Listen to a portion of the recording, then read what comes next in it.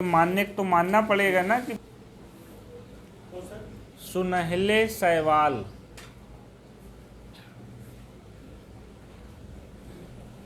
उन्नीस सौ 66।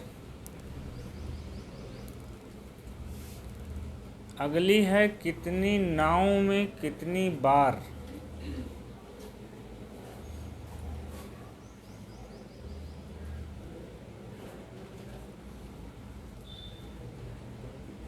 उन्नीस सौ 67। कितनी नाव में कितनी बार 1967। आगे लिखिए 1978 में इस पे भारतीय ज्ञानपीठ पुरस्कार मिला।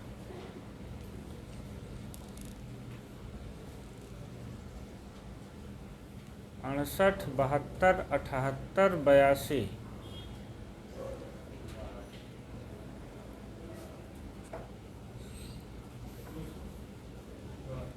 78 में भारतीय ज्ञानपीठ पुरस्कार मिला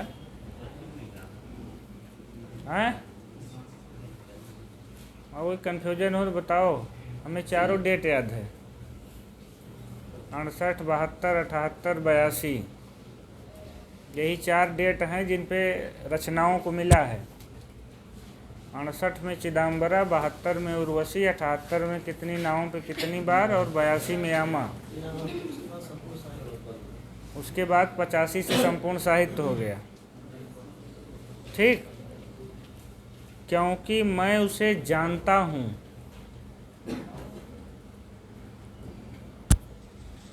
क्योंकि मैं उसे जानता हूँ, 1967।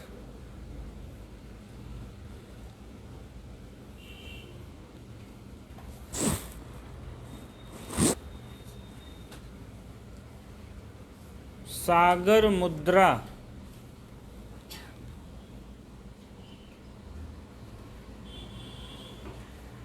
1970।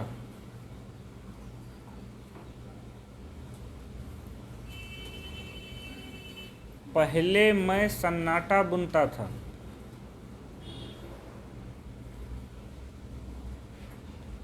1973।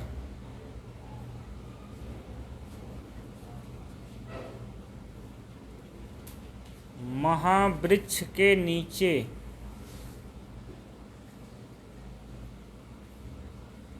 1977।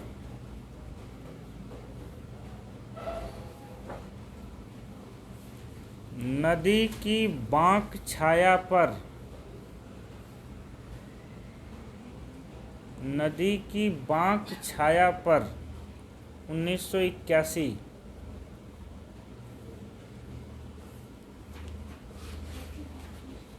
अब आ गया 17 नंबर, आखिरी रचना है।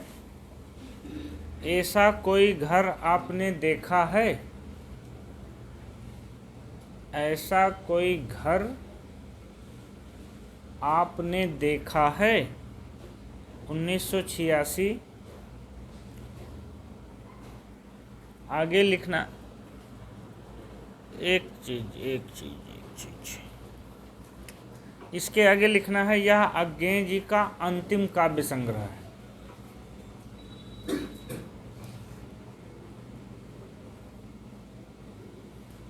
काउंट करिए, पूरे 17 हो गए होंगे। लास्ट में लिखिए अज्ञेय की संपूर्ण कविताएं। जो 17 है पूरा, मतलब अज्ञेय की संपूर्ण कविताएं सदा नीरा।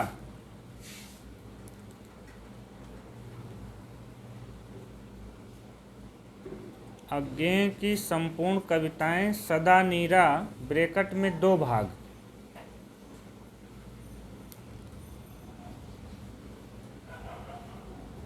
नाम से प्रकाशित हुई हैं, मतलब एक संग्रह इनका ये भी हो गया सदा नीरा। आप ये जानते रहिए, डेट इसकी भी 86 ही है।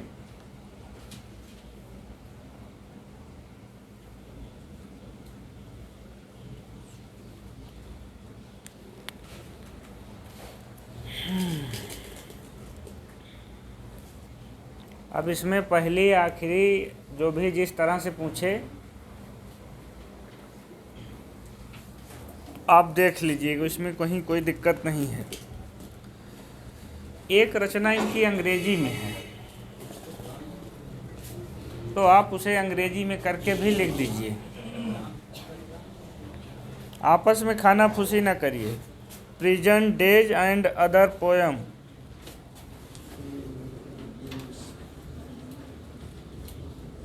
क्या है?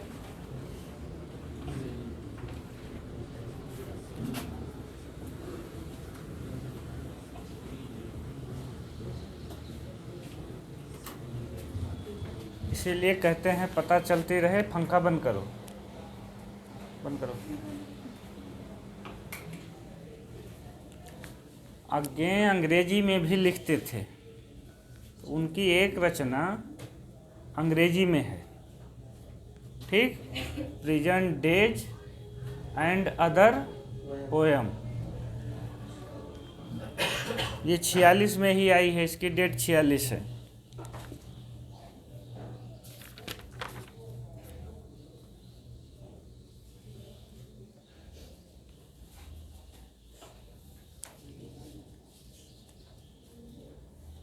अब लिखिए संपादित ग्रंथ।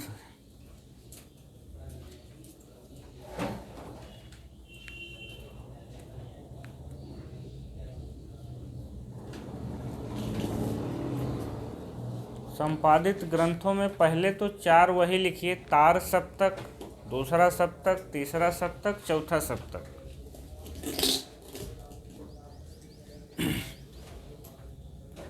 संपादित ग्रंथ में तार सप्तक 1943, दूसरा सप्तक 1951, तीसरा सप्तक 1959, चौथा सप्तक 1979।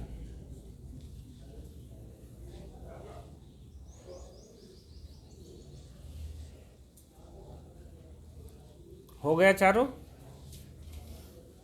पुष्करणी, अगला इसी में लिखना है, आगे लिखिए। पुष्करणी, ये टीजीटी में पूछी गई है।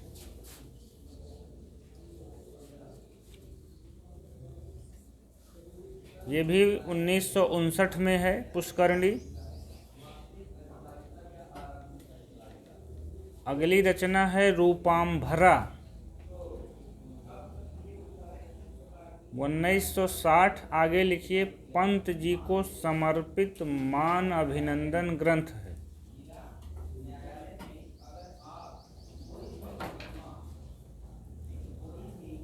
रूपाम्भरा, डेट 1960, पंत जी को समर्पित मान अभिनंदन ग्रंथ है।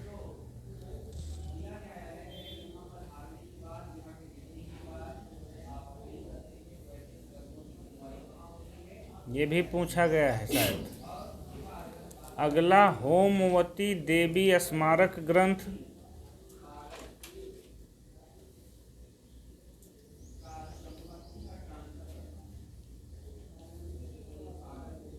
नवधा। होमवती देवी स्मारक ग्रंथ, उसके बाद है नवधा।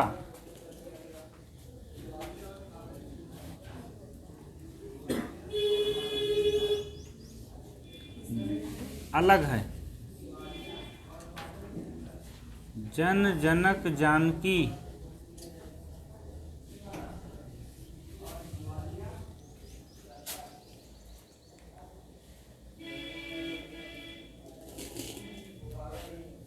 जन जनक जानकी।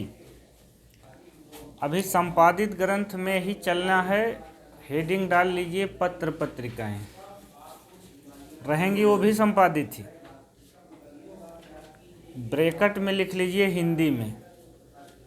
इन्होंने 2 पत्र अंग्रेजी में संपादित किए हैं और 6 पत्र करीब हिंदी में इनके हैं, जिसमें से कई पूछे जाते हैं। नंबर 1 सैनिक 1936,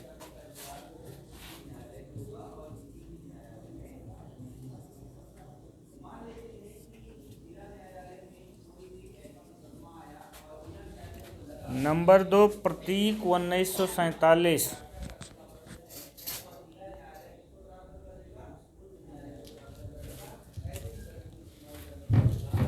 प्रतीक के आगे लिखिए, यह आरंभ में इलाहाबाद से निकलता था, बाद में दिल्ली से।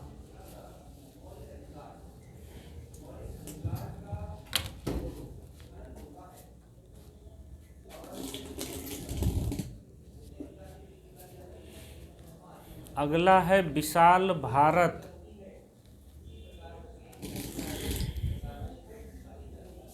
विशाल भारत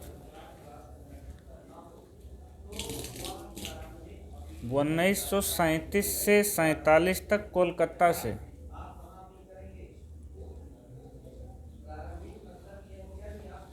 वैसे जब भी विशाल भारत का नाम आए तो बनारसी दास चतुर्वेदी, लेकिन जब प्रगतिवाद को साम्यवादी साहित्यिक संघ कहने की बात आए तब अज्ञेय और विशाल भारत होंगे।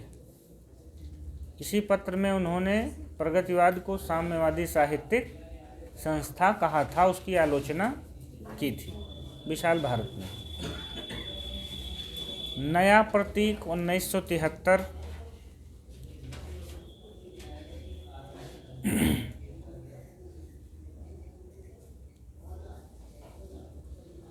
दिनमान, जीआईसी पीजीटी में आया था कि दिनमान के संपादक नहीं हैं, जिसमें रघुवीर सहाय सही था। दिनमान 1965 साप्ताहिक दिल्ली से।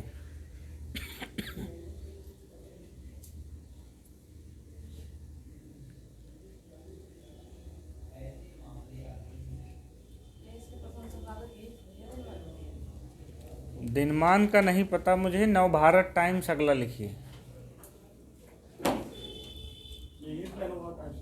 हैं? नहीं, हमको लगता है उस समय शायद हिंदी में रही होगी, ये कंफर्म नहीं है। नवभारत टाइम्स केवल अंग्रेजी में ही नहीं आता, हिंदी में भी आता तो है। नवभारत टाइम्स 1977। इतना कंफर्म है कि नवभारत टाइम्स के पहले संपादक यही थे। आगे लिखिए, दिल्ली से यह अज्ञेय जी द्वारा संपादित प्रथम दैनिक पत्र था।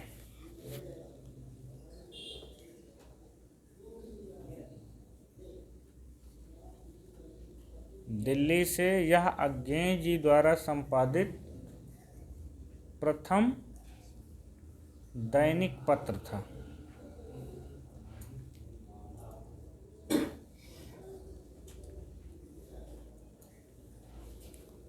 अब इसी में 2 पत्र इनके अंग्रेजी में हैं, तो उसे आप अंग्रेजी हेडिंग डाल के नीचे लिख लीजिए, थॉट और वॉक।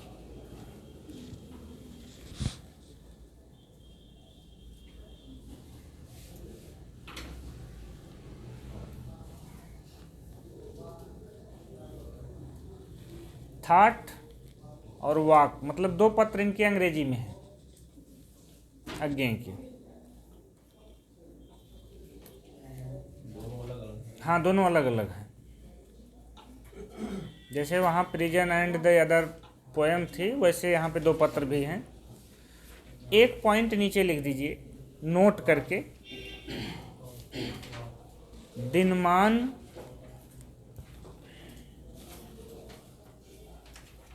दिनमान अज्ञेय के भाषा चिंतन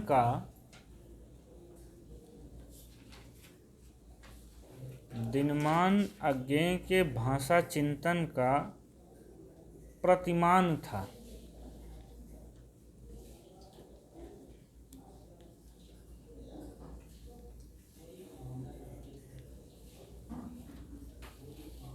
पुरस्कार सम्मान। अब लिख,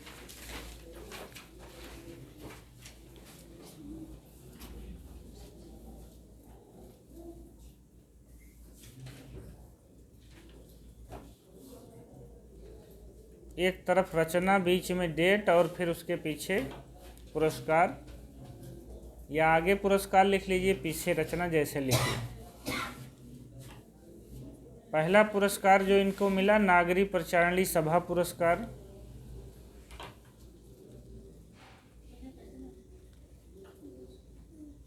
लिख लो, नागरी प्रचारणी सभा पुरस्कार सन 1945 और रचना में शेखर एक जीवनी उपन्यास पर 45 है। ये नागरिक प्रचारणी सभा से मिली रही होगी ये पुरस्कार। अब नागरिक प्रचारणी सभा पुरस्कार था, चूंकि 41 और 44 दोनों भाग आ चुके थे इनके, ठीक। जो काम की चीज है वो नीचे के हैं। अगला लिखिए 45 साहित्य अकादमी पुरस्कार,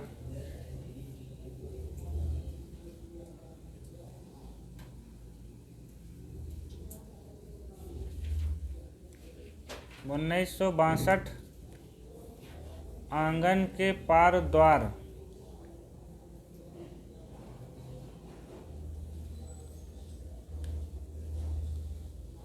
साहित्य अकादमी पुरस्कार 1962 आंगन के पार द्वार। अगला भारतीय ज्ञानपीठ पुरस्कार 1962 आंगन के पार द्वार। भारतीय ज्ञानपीठ पुरस्कार 1978 कितनी नावों में कितनी बार,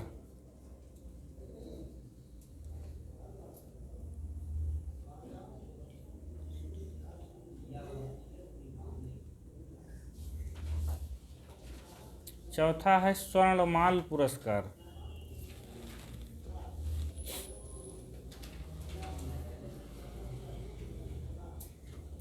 ब्रैकेट में लिख दीजिए यूगोस्लाविया में,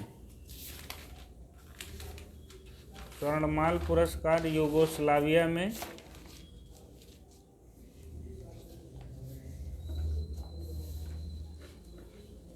इसके आगे लिखिए यह अंतर्राष्ट्रीय काव्य समारोह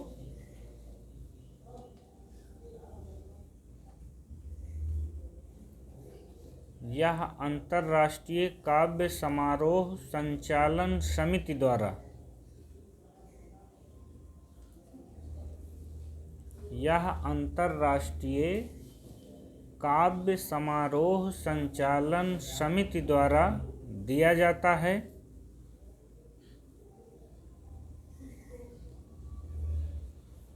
जो हिंदी में केवल अज्ञेय जी को मिला है।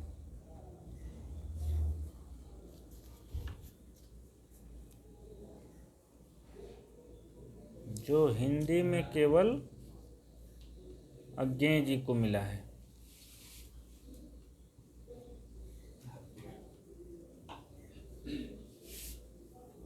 और आखिरी में लिख दीजिए भारत भारती पुरस्कार 1983।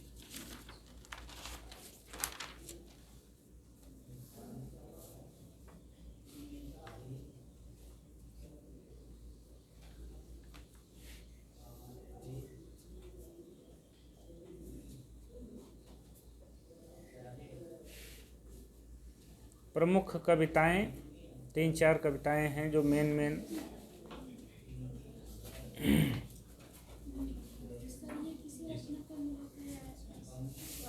ये तो नहीं मिला उसमें जहाँ से हम नोट कर रहे थे, केवल यही मिला कि भारत भारती इनको, स्वर्णमाल इनको किसी रचना नहीं मिला था, स्वर्णमाल की डेट भी नहीं मिली। बस केवल ये इतने जानिए कि स्वर्णमाल पुरस्कार और हिंदी में किसी एक ही आदमी को मिला है और अंतर्राष्ट्रीय काव्य समारोह संचालन समिति द्वारा दिया जाता है। बस प्रमुख कविताएं, वैसे ढेर सारी कविताएं हैं लेकिन जो हम केवल 6 कविताएं नोट किए हैं या 7 कर लें, उससे ज़्यादा नहीं। नंबर 1 पे ही है असाध्य वीणा।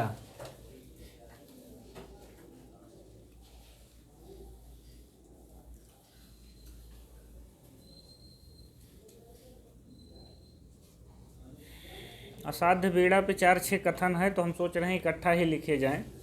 यहाँ केवल फिर वही लिख लीजिए कि लंबी कविता या प्रलंब काव्य या प्रदीर्घ काव्य, 3 शब्द इसके लिए इस्तेमाल होते हैं।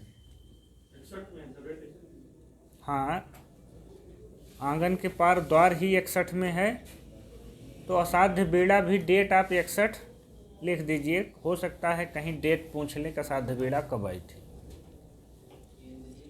ये हम लोगों के सिलेबस में भी है, पढ़ाना भी है इसे। तो अभी वहाँ इसके दोनों मुख्य पात्र और कथा सब निकल के आ जाएगी। अगला शब्द और सत्य।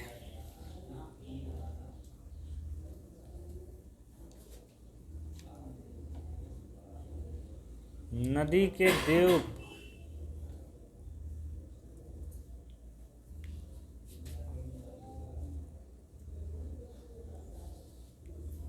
यह दीप अकेला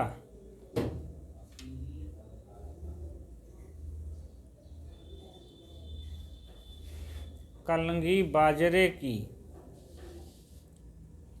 कलंगी बाजरे की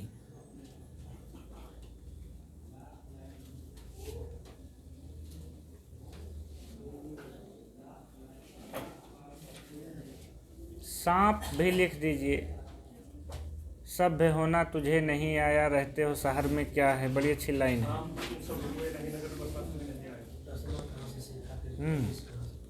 चलिए अन्य तथ्य।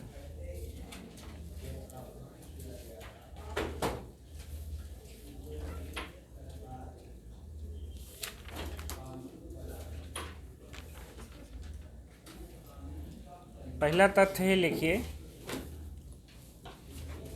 ये नेट में पूछा गया था। सन 2011, ये बिल्कुल अलग टाइप का प्रश्न है, लेकिन इसे लिखिए। सन 2011 अज्ञेय नागार्जुन, उसमें से 3 नाम हमने काट दिया है। पहाड़ी, ऋषभ चरण जैन, एक नाम और काटे हैं, उसके बाद इतने नाम हुए हैं। अज्ञेय नागार्जुन, केदारनाथ अग्रवाल,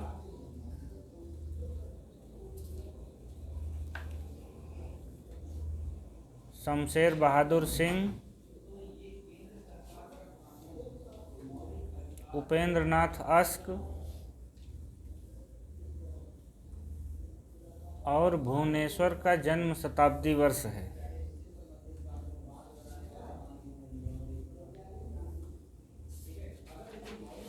और भुवनेश्वर का जन्म शताब्दी वर्ष है। यहाँ से केवल एक सवाल आएगा, आप याद रखिए कि जब भी किसी का जन्म शताब्दी वर्ष पूछे तो आप तुरंत उसके जन्म वाली डेट याद करिए, अगर याद हो कि उसके जन्म से 100 साल पूरा हुआ कि नहीं। ये सवाल केवल इसलिए है कि 2011 में ये नेट में आ भी चुका है। इससे आपको केवल इतना ही जानना है कि अगर जैसे मान लीजिए 2021 किसका जन्म शताब्दी वर्ष है, एक सवाल है, तो हमको सिंपल सा रेणु नज़र आएंगे, लेकिन हो सकता है कि रेणु के साथ और किसी का भी हो। ये तो हम केवल एक जानते हैं, फणीश्वर नाथ रेणु ना। या ये सवाल इस साल नहीं अगले साल मिले, जहाँ भी मिले तो आपको तुरंत उसके जन्म की डेट याद करना है। हो सकता है कि उसमें किसका नहीं है आए, किसका है। तो हो सकता है 3 लोगों का जन्म शताब्दी वर्ष आ चुका हो, एक का ना आया हो, या एक का आ चुका हो, 3 का ना आया हो। ये सवाल हो सकता है। आगे, अज्ञेय प्रयोगवाद के प्रवर्तक, ये कथन है। अज्ञेय प्रयोगवाद के प्रवर्तक, नई कविता के उन्नायक,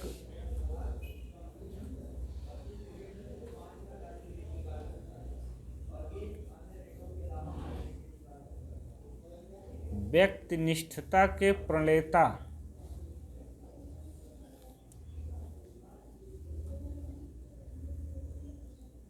और चालीसोत्तर कविता के किरीट कवि हैं।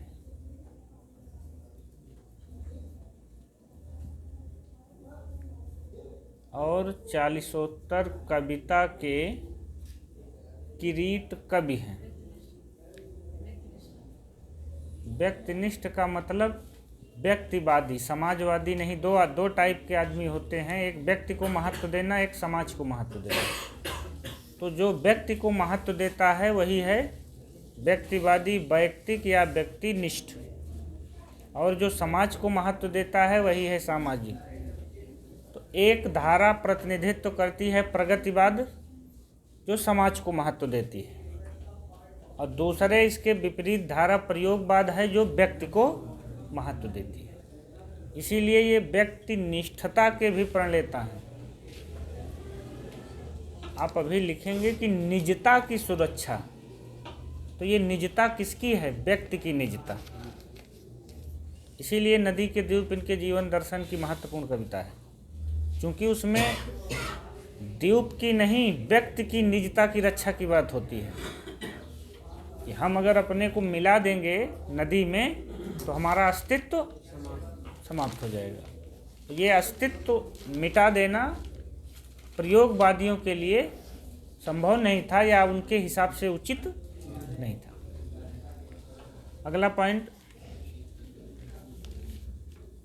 अज्ञेय को अज्ञेय नाम।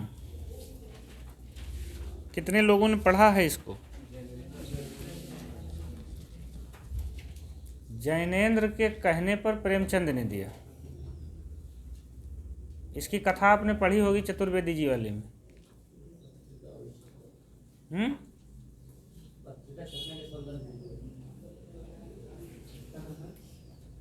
अज्ञेय को अज्ञेय नाम जैनेन्द्र के कहने पर प्रेमचंद ने दिया। इसकी कथा ये है कि जब ये द्वितीय विश्व युद्ध हो रहा था उस दौरान ये नज़रबंद थे। इन्होंने अपनी एक कहानी छापने के लिए जैनेन्द्र को दिया, जैनेन्द्र ने उसे प्रेमचंद को दिया। जब प्रेमचंद ने लेखक का नाम पूछा तो उन्होंने कहा कि लेखक विशेष परिस्थितियों के कारण अज्ञेय है, मतलब उसे जाना नहीं जा सकता। फिर उन्होंने उस कहानी को अज्ञेय के नाम से छाप दिया, और उसके बाद से इनका ये इतना लंबा चौड़ा वाला नाम सच्चिदानंद, हीरानंद, वतसयायन न लिखकर अज्ञेय अज्ञेय इतना प्रसिद्ध हो गया कि लंबा वाला नाम ही उसके नीचे दब गया। जैनेन्द्र, हमने क्या कह रहे हैं?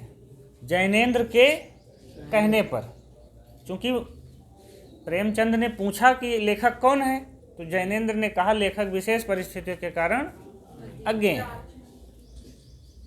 ठीक, तो अगर दोनों में से चुनना होगा तो हम अज्ञेय को इनको जैनेन्द्र को चुनेंगे, क्योंकि बताने वाले जैनेन्द्र है, उन्होंने केवल छापा है, पूछा है।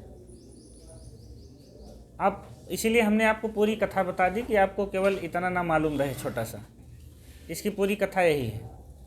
आगे लिखिए, मानव मूल्यों का स्रोत उसका विवेक है।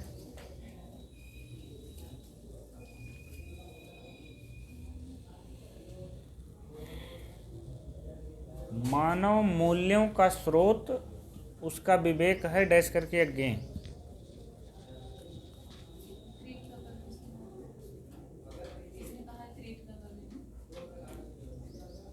सब तुम्हें बता ही दें, किसी ने कहा है? ये में किताब थी, उसी में मिला था। क्योंकि ये एक लाइन में सारा कथन जो है, कौन सारस्वत हैं उसके संपादक हैं, उसके नाम नहीं याद आ रहा है, ये में वाली जो किताब है। आगे लिखिए, अज्ञेय का संपूर्ण काव्य सदा नीरा नाम से, वहाँ लिखे हैं, यहाँ इनका संपूर्ण गद्य और कहानी सब इकट्ठा कर देते हैं। अज्ञेय का संपूर्ण काव्य सदा नीरा ब्रैकेट में 2 भाग नाम से,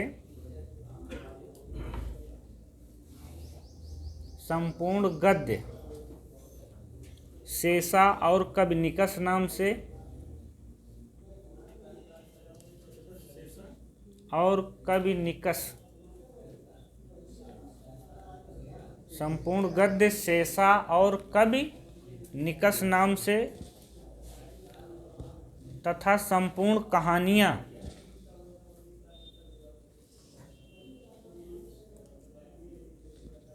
लौटती पगडंडियां और छोड़ा हुआ रास्ता नाम से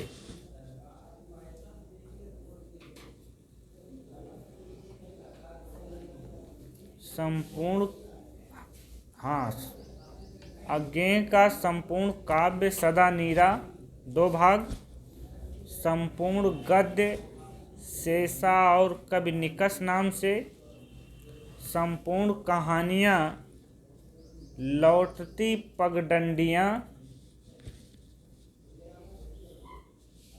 और छोड़ा हुआ रास्ता नाम से संग्रहित और प्रकाशित हैं।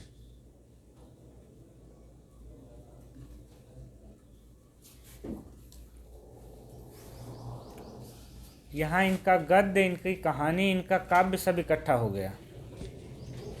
कुछ ठीक ऐसा ही सवाल है सांस की कलम से, धर्मवीर भारती की संपूर्ण कहानियों का या कविताओं का संकलन है सांस की कलम से।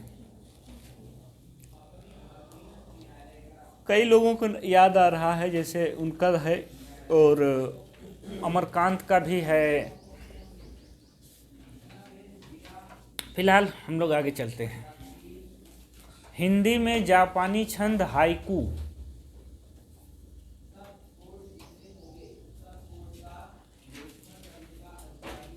हिंदी में जापानी छंद हाइकू, ब्रैकेट में लिखिए 17 वर्ण। ये हाइकू छंद 17 वर्णों का होता था। हिंदी में जापानी छंद हाइकू का सर्वप्रथम प्रयोग अज्ञेय ने किया।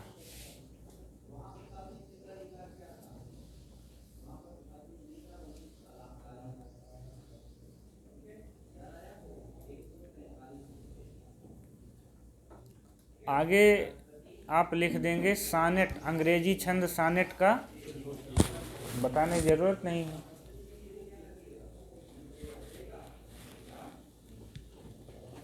अंग्रेजी छंद सानेट का त्रिलोचन ने।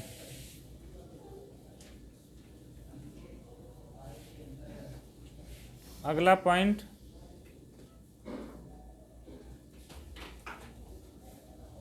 मेरी खोज भाषा की खोज नहीं,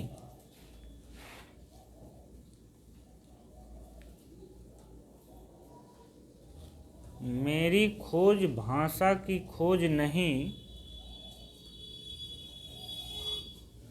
केवल शब्दों की खोज है।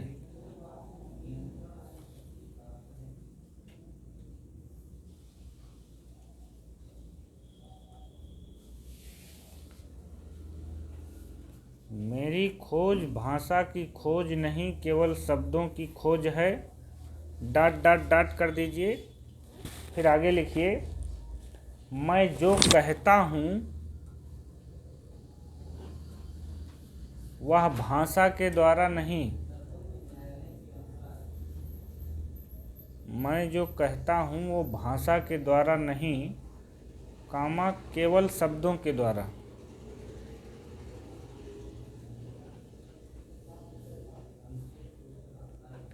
डैश करके अज्ञेय।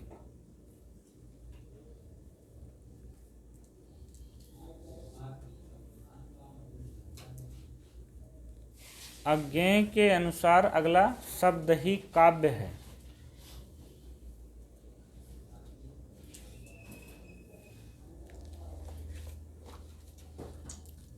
अज्ञेय के अनुसार शब्द ही काव्य है।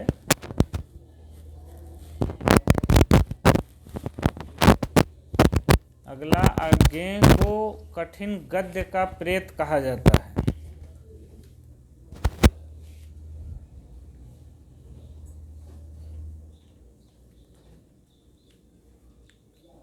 जो नवागंतुक छात्र हैं वो आगे लिख लें कि काव्य का, केशवदास को, अज्ञेय को कठिन गद्य का प्रेत कहा जाता है।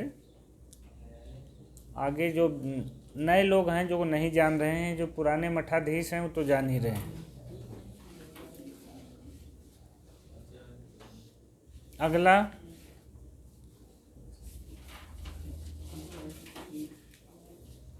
अज्ञेय भाषा और अनुभूति में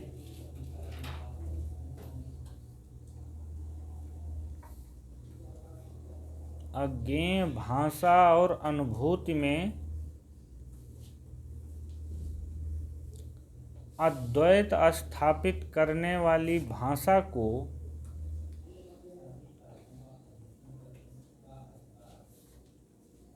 अज्ञेय भाषा और अनुभूति में अद्वैत स्थापित करने वाली भाषा को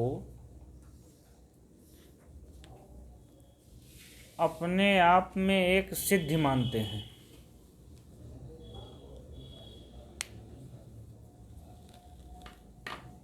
अपने आप में एक सिद्धि मानते हैं। डैश करके रामस्वरूप चतुर्वेदी।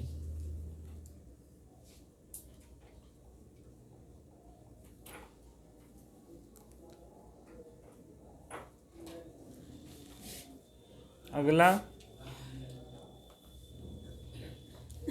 अज्ञेय निजता की सुरक्षा के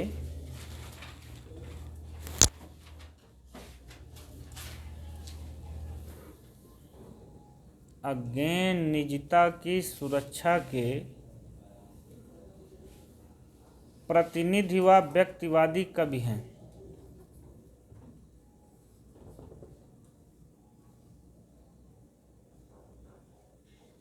अज्ञेय निजता की सुरक्षा के प्रतिनिधि व व्यक्तिवादी कवि हैं। डैश करके विश्वनाथ त्रिपाठी।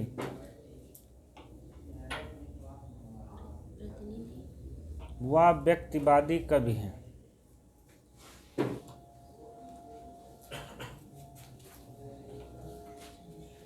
विश्वनाथ त्रिपाठी।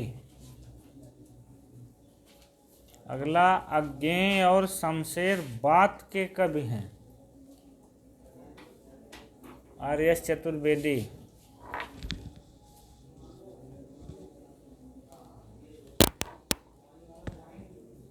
अज्ञेय और शमशेर बात के कवि हैं।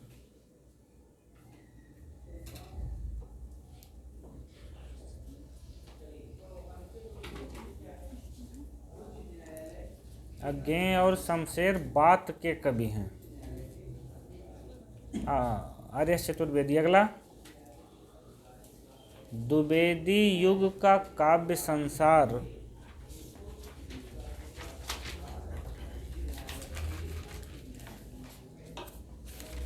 द्विवेदी युग का काव्य संसार जिस प्रकार सरस्वती में उभरता है,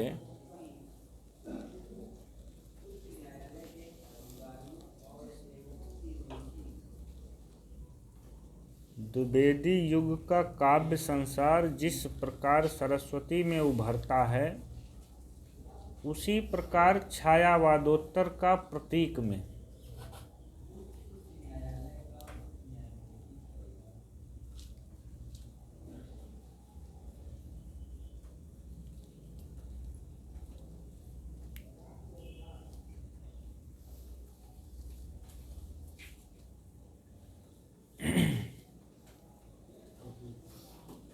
अगला, काव्य वास्तव में कवि का व्यक्तित्व नहीं,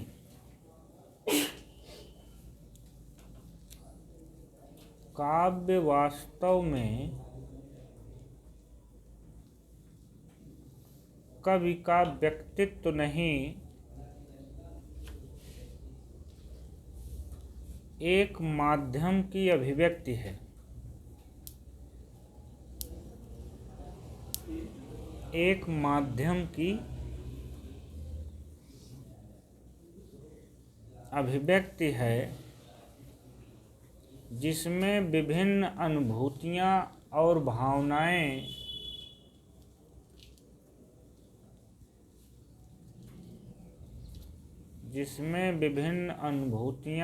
भावनाएं चमत्कारिक योग से युक्त होती हैं।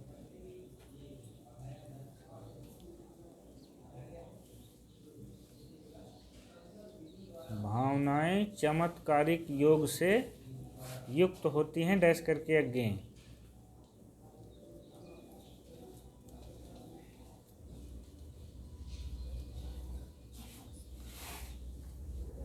अगला, अज्ञेय की प्रसिद्ध लंबी कविता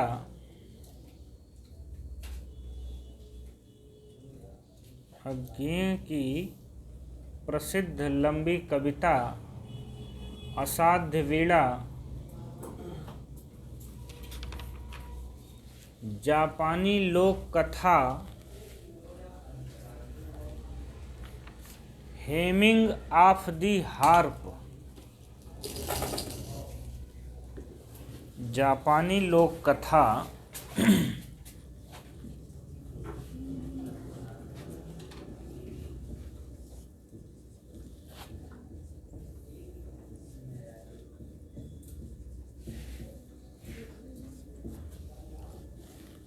कहीं हम पढ़ रहे थे तो ये मुझे चीनी लोक कथा भी मिली थी। धैर्य रखिए। हम आर्यस चतुर्वेदी में पेज 197, हमारे पास इसीलिए ना हम बालू की भीत नहीं खड़ी करते थे पाठी जी, कि हमारे पास जब कोई ठोस स्रोत रहता है तभी हम बात करते हैं। जापानी लोक कथा हेमिंग ऑफ दी हार्प पर आधारित है।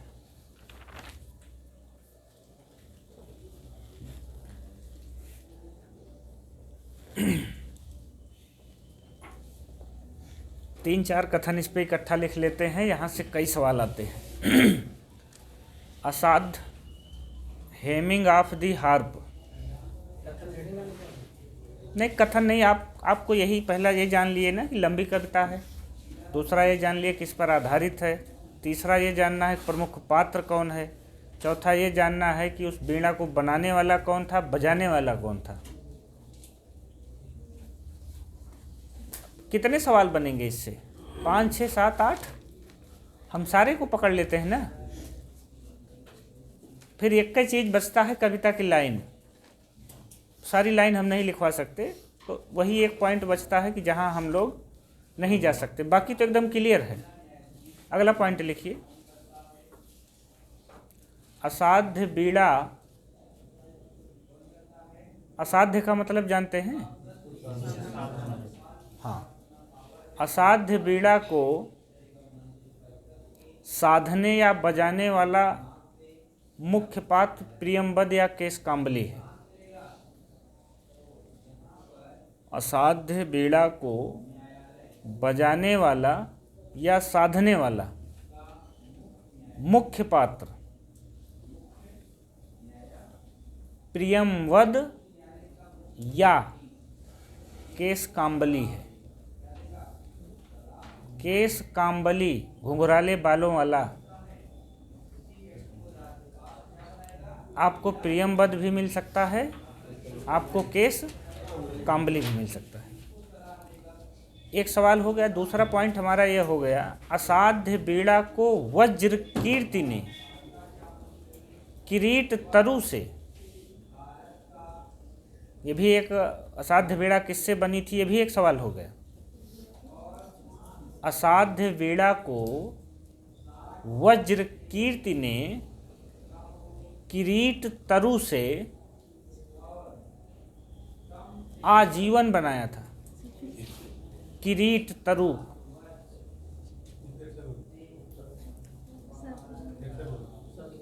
असाध्य वीणा को, लेकिन अब की बार नहीं बोलेंगे, लास्ट है।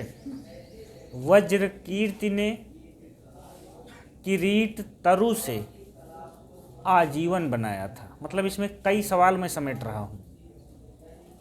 जब आप लंबी कविता पढ़ेंगे तो आपको समझ में आएगा कि एक आदमी एक वीणा पूरे जीवन में बनाता है, दूसरा आदमी अपने को बहुत बड़ा कलावंत समझता है और आके तुरंत बजाना चाहता है, यही नहीं हो पाता।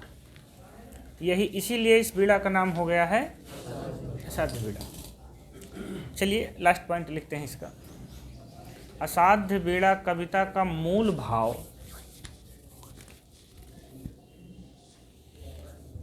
अभी अभी हमारे यहाँ एमए सिलेबस में है, अभी इसको पढ़ा रहे हैं, आधी से करीब पहुँचे हैं। असाध्य बेड़ा कविता का मूल भाव अहम का विसर्जन है।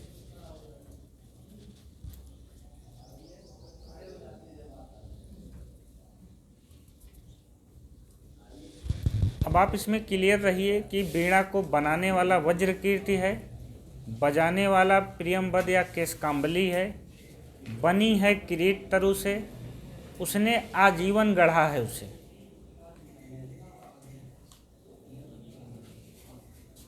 और जब तक बजाने वाले के अहम का विसर्जन नहीं होता तब तक वो वीणा किसी से बजती नहीं।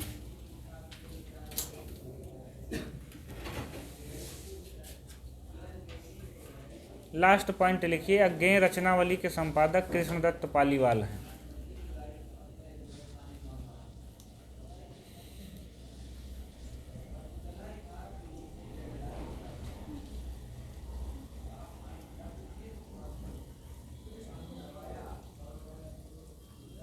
तिवारी हैं। कृष्णदत्त पालीवाल हैं। पंक्तियाँ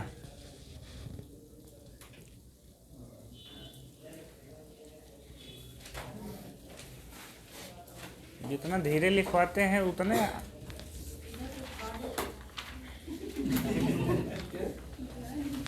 बाजा वाले की गलती नहीं है, गलती उधर कान लगाने वाले की है कि उसका कान वहाँ है।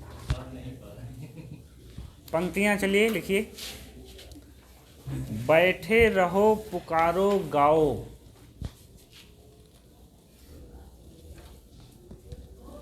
तीन चीज कह रहा है कवि। बैठे रहो पुकारो गाओ, मेरा वैसा धर्म नहीं है।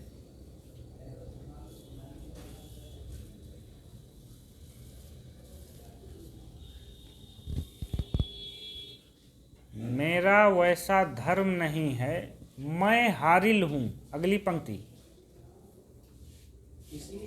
हाँ इसी की। मैं हारिल हूँ बैठे रहना, मेरे कुल का कर्म नहीं। अपने ऊपर लागू कर लीजिए। मैं हारिल हूँ बैठे रहना, मेरे कुल का कर्म नहीं है। डैश करके इत्तलम।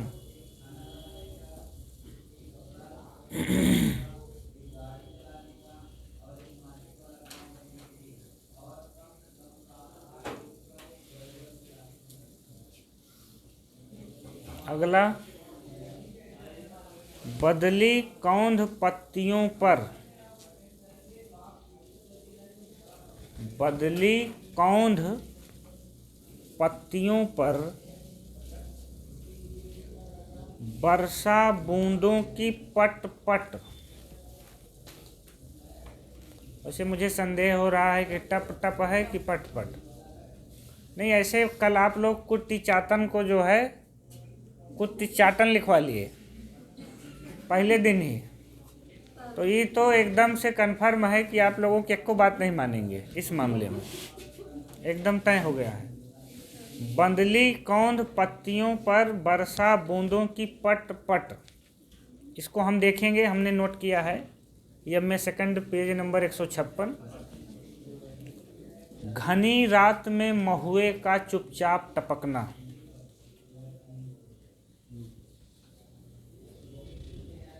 घनी रात में महुए का चुपचाप टपकना। डैश करके असाध्य बेड़ा।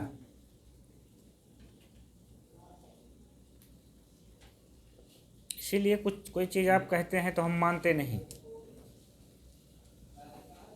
उसको हम तभी मानेंगे जब देख लेंगे। अगला, ये उपमान मैले हो गए हैं, नई है इसी में। ये उपमान मैले हो गए हैं, देवता इन प्रतीकों से कर गए हैं कूच।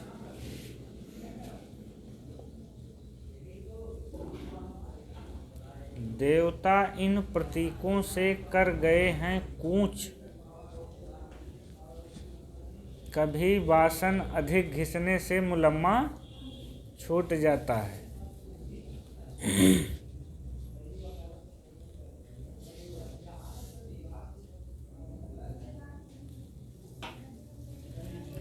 डैश करके लिखिए कलगी बाजरे की हरी घास पर क्षण भर। मतलब ये कविता का नाम है कलगी बाजरे की और काव्य संग्रह का नाम है हरी घास पर क्षण भर।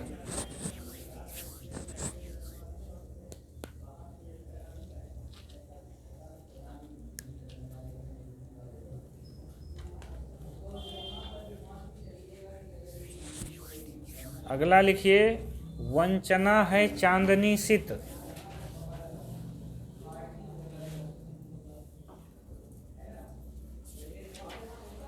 झूठ यह आकाश का निरवधि गगन,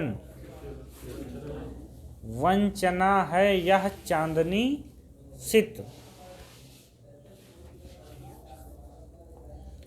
झूठ यह आकाश का निरवधि गगन, झूठ यह आकाश का निरवधि गगन।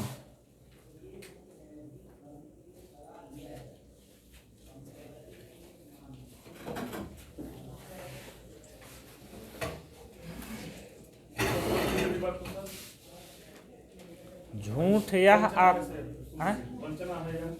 वंचना है चांदनी सित, अर्थात चांदनी की शीतलता जो हम कहते हैं चांद बड़ा शीतल है, ये क्या है? धोखा है। झूठ यह निर्वधि झूठ यह आकाश का निर्वधि गगन विस्तार। पूरी लाइन यहाँ तक होगी। झूठ यह आकाश का निरवधि गगन विस्तार। आबलिक लगाइए। अब वो प्रसिद्ध लाइन आई, मूत्र सिंचित मृत्तिका के वृत्त में, मूत्र सिंचित मृत्तिका के वृत्त में, मृत्तिका के वृत्त में आबलिक लगाइए, तीन टांगों पर खड़ा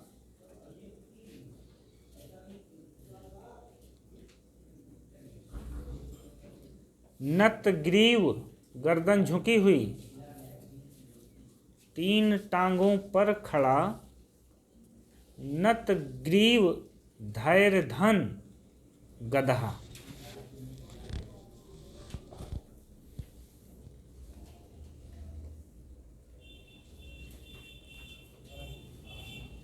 डैश करके वंचना के दुर्ग इत्यलम।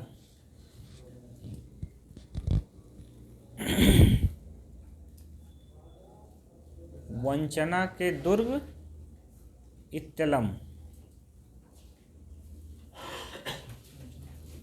अगली छोटी सी लाइन लिखवा दें, भगवान भारतवर्ष में गूंजे हमारी भारती।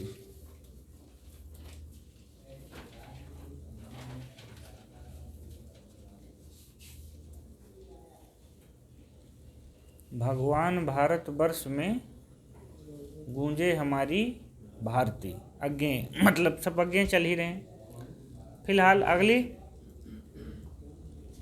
कोठरी में लौ बढ़ाकर दीप की,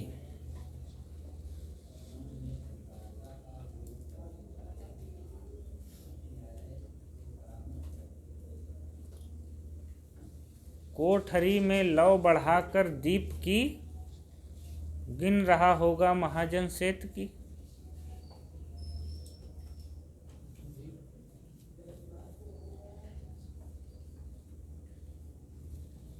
ये जैसी माई हुई लाइन है।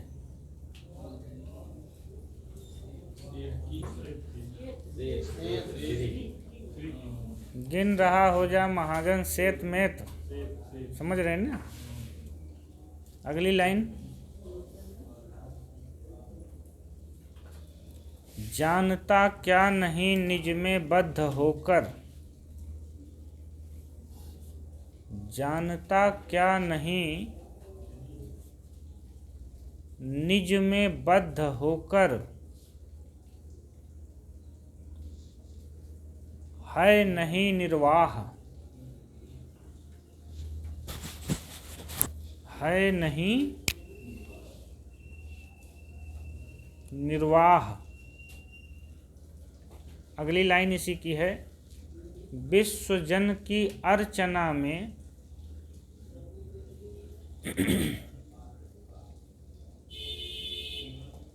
विश्वजन की अर्चना में नहीं बाधक था,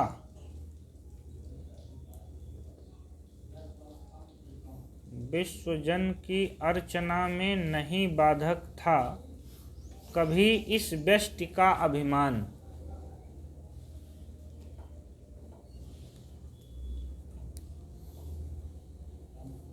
कभी इस व्यष्टि का अभिमान। डैश करके हरी घास पर क्षण भर।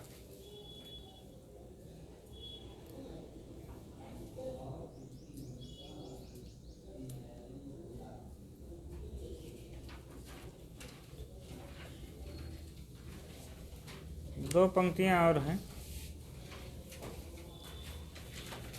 एक तीक्ष्ण अपांग में, एक तीक्ष्ण अपांग में नहीं से, एक तीक्ष्ण अपांग से कविता उत्पन्न हो जाती है।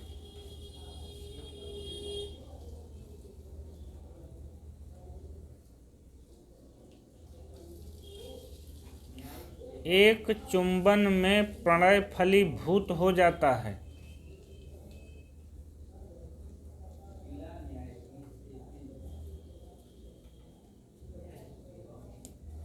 एक लाइन नहीं लिखे लेकिन याद आ रही है।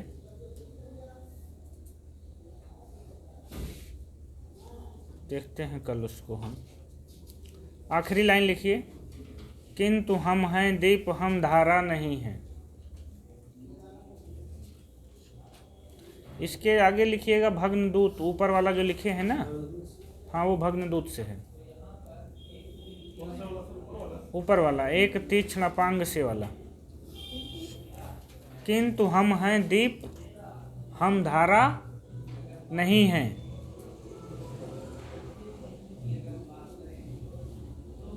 स्थिर समर्पण है हमारा।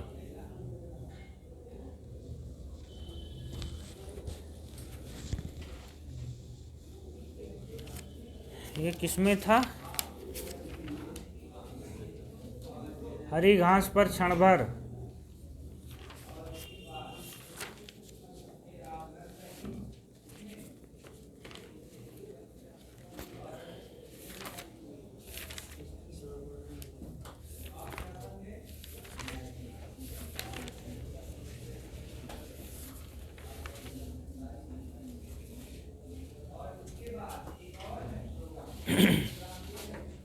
एक तरह से अध्ययन समाप्त हो गए। ठीक, अगले हैं गिरिजा कुमार माथुर।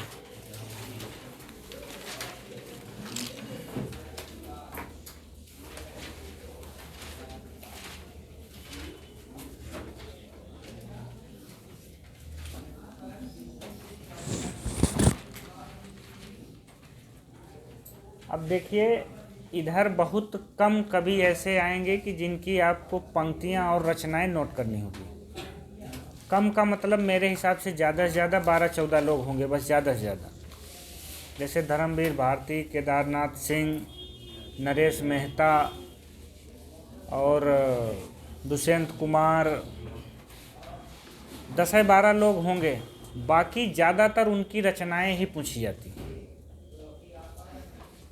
उसी में आपके गिरिजा कुमार माथुर भी हैं। लिखिए 1919 से 1994।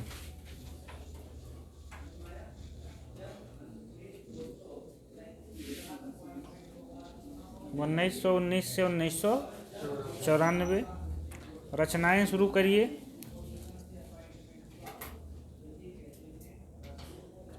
मंजीर,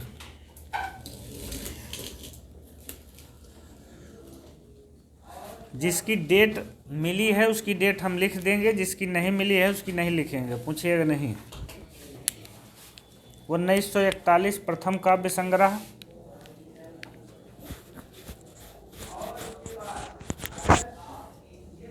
मंजीर 1941 प्रथम काव्य संग्रह।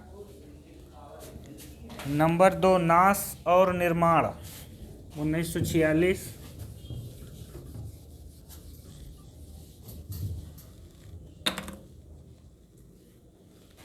नंबर 3 धूप के धान,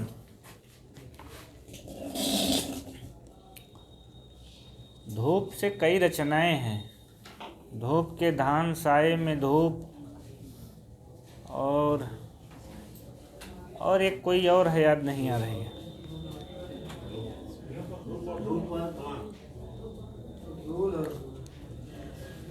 मतलब कुल मिला के धूप के धान के आगे साए में धूप आप दुष्यंत कुमार को लिख सकते हैं, चूंकि वो उनकी पूछी जाने वाली रचना है और इसलिए महत्वपूर्ण है कि हिंदी में गजल को एक विधा के रूप में स्थापित करने वाली रचना वही है, साए में धूप। कि गजल हिंदी की एक विधा है, लिखने के बहुत लोग गजल लिखे, लेकिन दुष्यंत कुमार ने जो गजल लिखी, गजल में जो उनके रवानी है, जो उसमें जो चलतापन है, वो और किसी की गजलों में नहीं आ पाया, या उनके समय तक के पहले के लोगों तक में नहीं आ पाया। इसीलिए दुष्यंत कुमार को हिंदी में गजल विधा के संस्थापकों में उनका नाम लिया जाता है। शिला पंख चमकीले,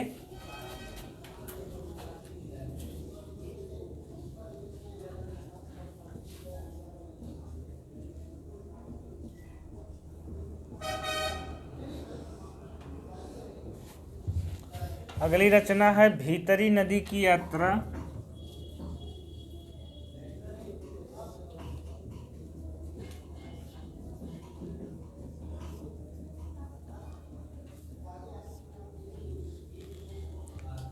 छाया मत सुन छूना,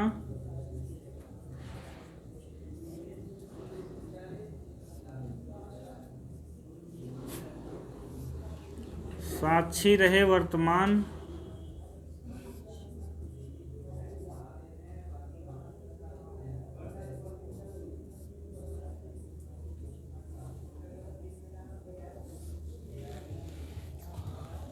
अर्धसती,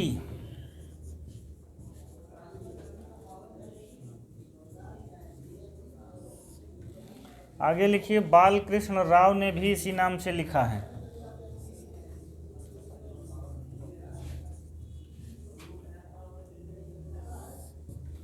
कल्पांतर,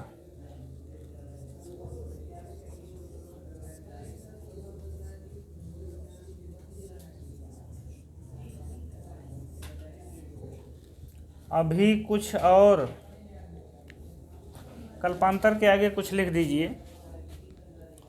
कल्पांतर पूछी गई रचना है इनकी, पृथ्वी कल्प और कल्पांतर दोनों पूछी गई है, लेकिन कल्पांतर के आगे लिखिए अणु युद्ध पर आधारित, अणु युद्ध पर आधारित यह एक विज्ञान काव्य है।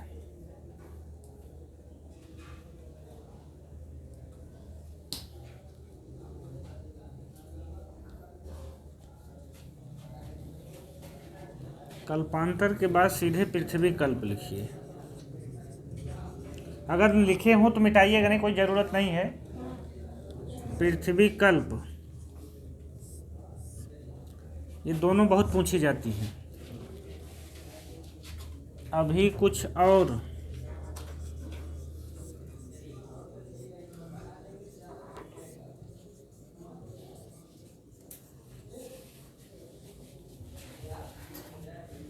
मैं वक्त के सामने हूँ,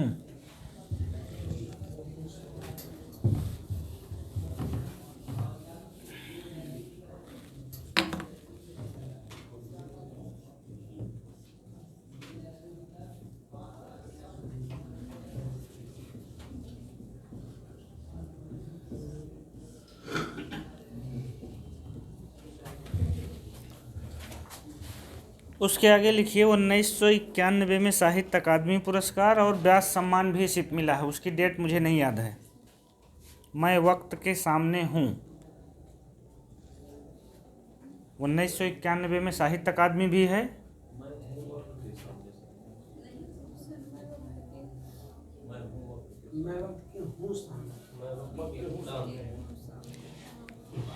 पिछला अनुभव बड़ा कड़वा है, इसलिए बदलेंगे तभी जब वो मैं सामने आ जाएगा मेरे, तब। ठीक है, हम मानते हैं कि इधर उधर हो सकता है, हुआ हो, ठीक, लेकिन हम लोग इसे देख के ही बदलेंगे। 1991 में साहित्य अकादमी प्लस व्यास सम्मान, आप देख के उसमें डेट भी लिख सकते हैं कि व्यास सम्मान की डेट क्या थी। दोनों सम्मान इसी पे मिला है। जो बंध ना सके,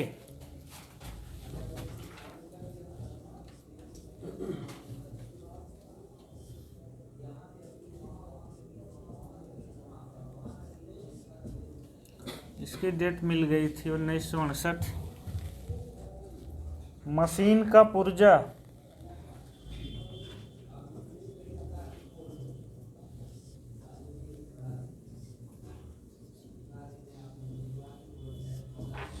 आखिरी रचना है मुझे और अभी कहना है।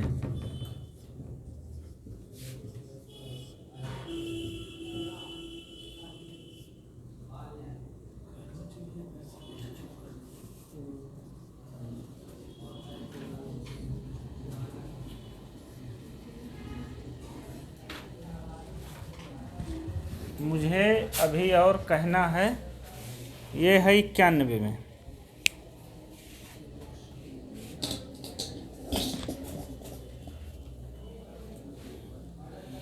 नीचे लिखिए, 3-4 पॉइंट है बस।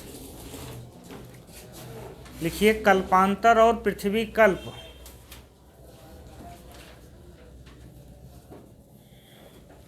कल्पांतर और पृथ्वी कल्प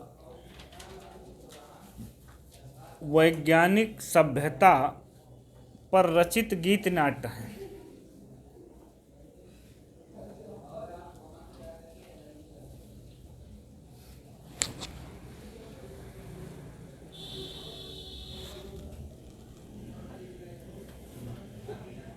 अगला, माथुर गगनांचल नामक पत्र का संपादन करते थे। माथुर जी कर दीजिए, माथुर जी गगनांचल नामक पत्र का संपादन करते थे।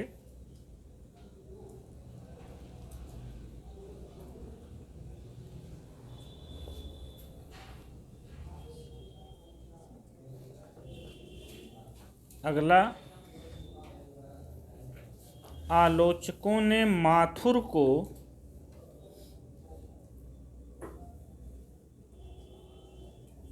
अतिवादों को छूने वाला कवि कहा है।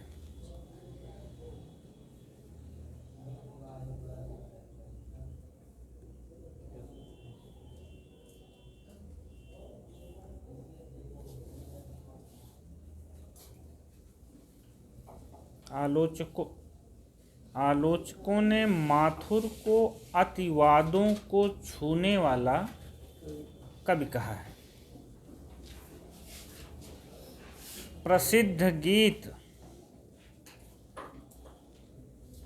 प्रसिद्ध अंग्रेजी गीत करिए, गीत नहीं खाली। प्रसिद्ध अंग्रेजी गीत वी शैल ओवरकम, ये शायद कहीं पूछा गया है।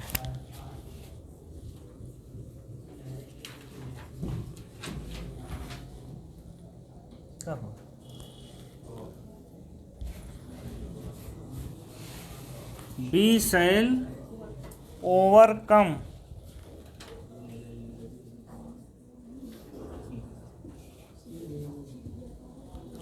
प्रसिद्ध अंग्रेजी गीत वी शैल ओवरकम का हिंदी अनुवाद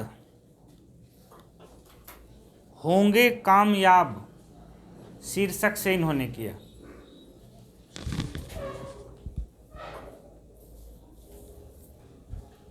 ये शायद कहीं पूछा गया था।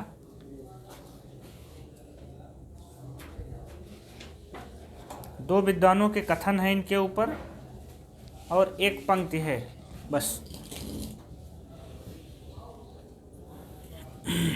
तो पहले विद्वानों के कथन को ले लेते हैं। लिखिए डबल इन्वर्टेड कामा में उनका,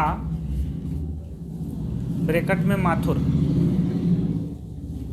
उनका किशोर मन ना वयस्क होता है,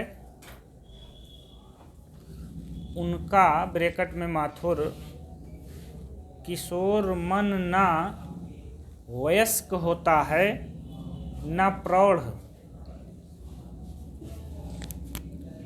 वार्धक्य तो दूर की बात है।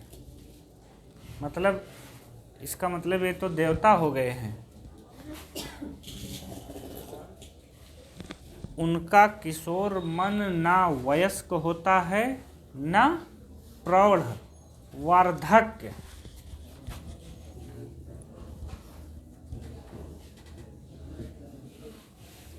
वार्धक्य का मतलब वृद्धि, जैसे समय के साथ उसमें बढ़ना, जो एक होता है ना कि किसी भी चीज़, भाई अगर वृक्ष है तो बड़ा होगा, बच्चा है तो बड़ा होगा। तो रामविलास शर्मा का इनके ऊपर आरोप है कि इनका जो किशोर मन है वो न वयस्क होता है न प्रौढ़, वार्धक्य की तो बात ही दूर है। डैश करके रामविलास शर्मा।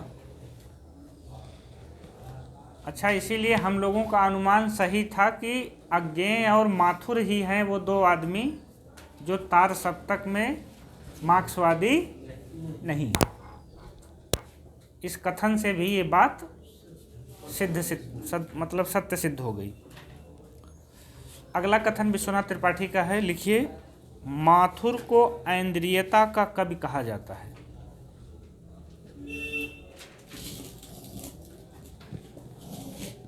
माथुर को ऐन्द्रियता का कवि कहा जाता है। ऐन्द्रियता का मतलब आप समझिए कि ये बच्चन की विचारधारा वाले हैं।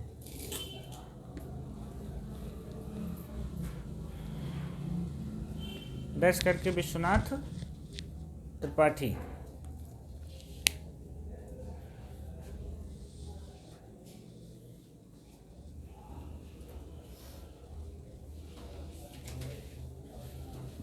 एक लाइन जो इनकी हमने नोट की है, यूजीसी में आई थी, बड़ी छोटी सी है। क्या करूं जो शंभुधन टूटा तुम्हारा।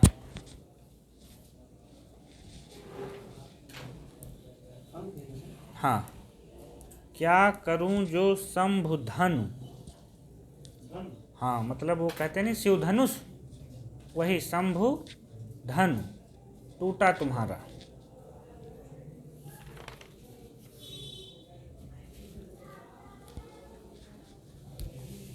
बाकी अब इसको हम अलग से नहीं लिख रहे हैं कि ये तार सप्तक के कवि हैं, वहाँ आप लोग याद किए हैं, जान रहे हैं, अब उसमें हम नहीं लिख रहे हैं। आगे लिखिए नेमीचंद्र जैन।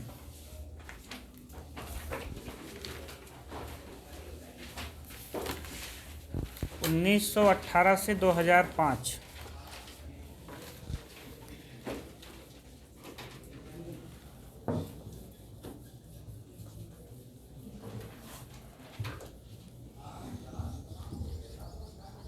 बोलो।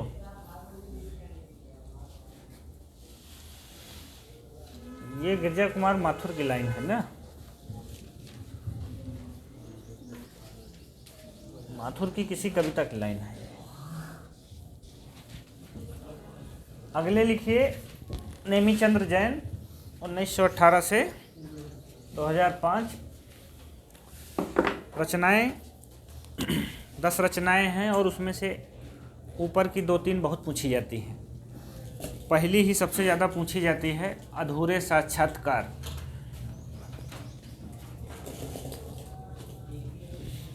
सबकी डेट है तो सबकी डेट के साथ लिखते चलिए।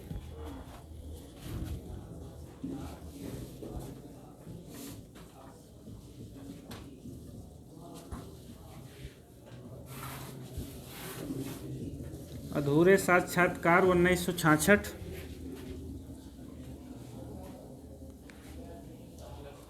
इसकी विधा जो है सर पूछ ले, क्या लगाएंगे, काव्य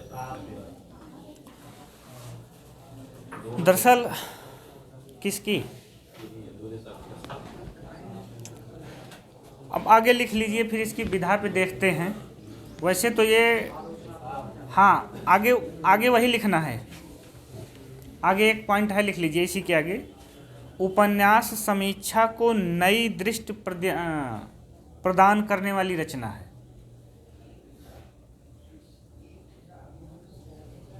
उपन्यास समीक्षा को नई दृष्टि प्रदान करने वाली रचना है।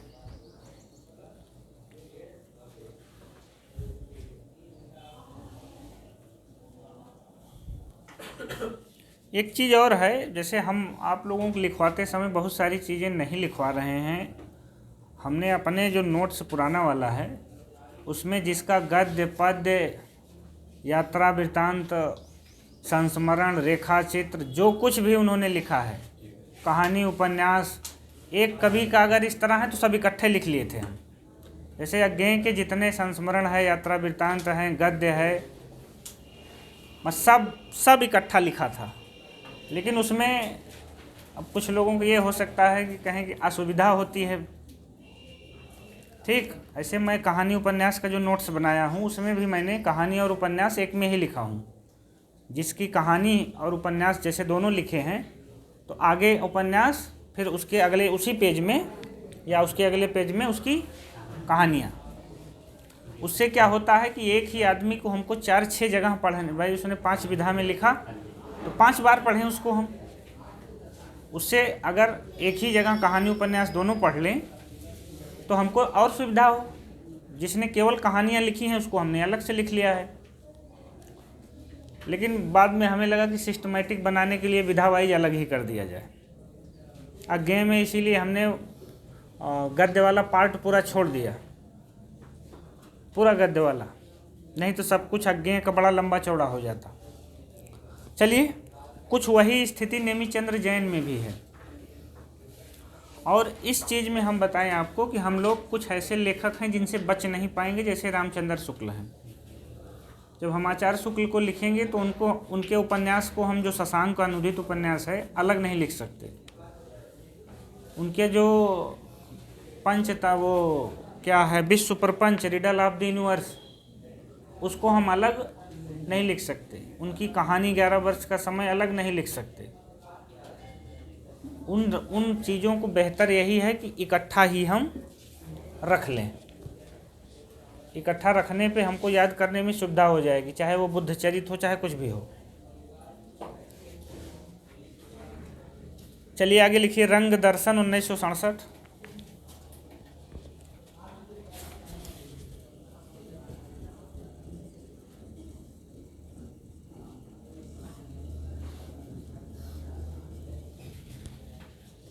इसमें ये हो सकता है कि इनकी ये जो रचनाएं आप नोट कर रहे हैं, कुछ ये आलोचना और उधर की भी चली जाएं, लेकिन हैं सारी नेमिचंद्र जैन की। अचानक फिर हम, डेट थोड़ा सा ऊपर नीचे हो रही है, चलिए, अचानक फिर हम 99 में है।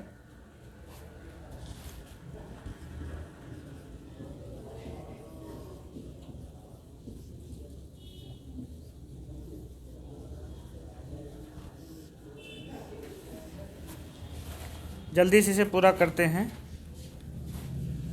जनांतिक, ये भी पूछी गई है।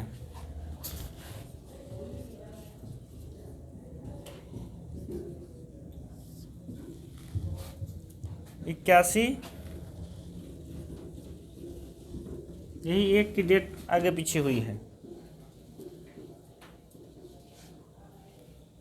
दृश्य अदृश्य 83,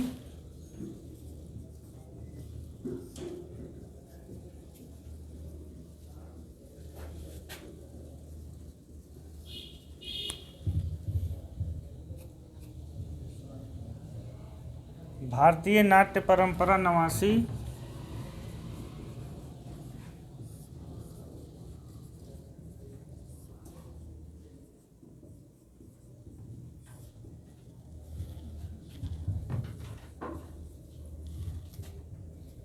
रंग परंपरा 96,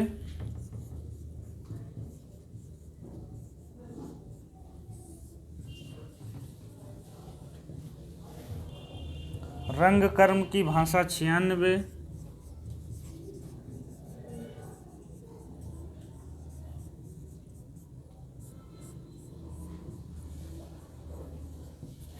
और आखिरी है तीसरा पाठ 98।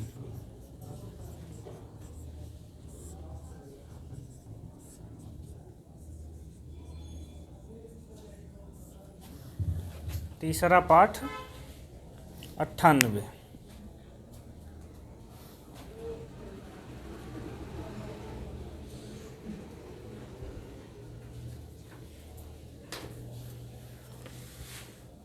एक पॉइंट इनसे लिखिए, नेमी चंद्र जैन ने, ये बहुत पूछा जाता है। अब देखिए, अब आपको एक चीज़ बता दें, देखिए गलती ऐसे पकड़ में आती है। हमने अपने इस नोट्स में, ये हमारा पुराना वाला है, पुराने नोट्स में हमने एक लाइन लिखी है, विश्व जन की अर्चना में नहीं बाधक था इस व्यष्टि का अभिमान। और यहाँ पे हमने लिखा है यूजीसी 2011 जैन वाले में। और अगर अभी याद हो आपको, तो अभी हमने लिखा था, जानता नहीं निज में बद्ध होकर है नहीं निर्वाह, विश्व जन की अर्चना में नहीं बाधक था कभी इस व्यष्टि का अभिमान। बच्चन सिंह, आधुनिक इतिहास, पेज नंबर 266। यही लाइन, ये जो आप पढ़ते हैं, क्या नाम है इनका, एजीपी प्रकाशन, एजीपी वालों ने नेमीचंद्र जैन की लाइन दी है, यही लाइन। बच्चन सिंह के आधुनिक इतिहास में पेज नंबर 266 पे लाइन है।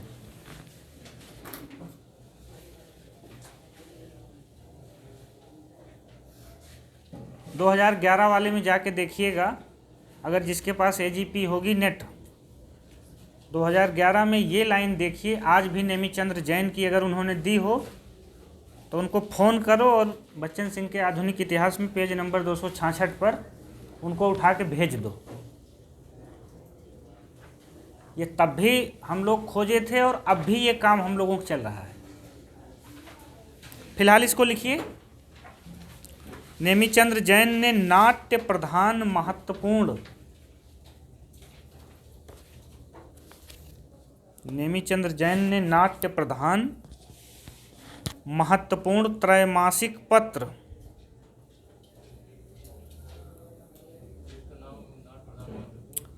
ना, अरे आगे लिखिए पहले, नाट्य प्रधान महत्वपूर्ण त्रैमासिक पत्र नटरंग का संपादन किया था।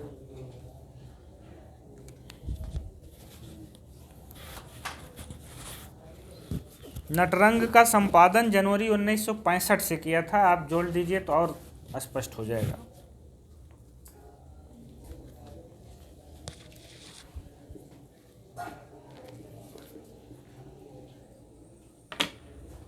रामानंद।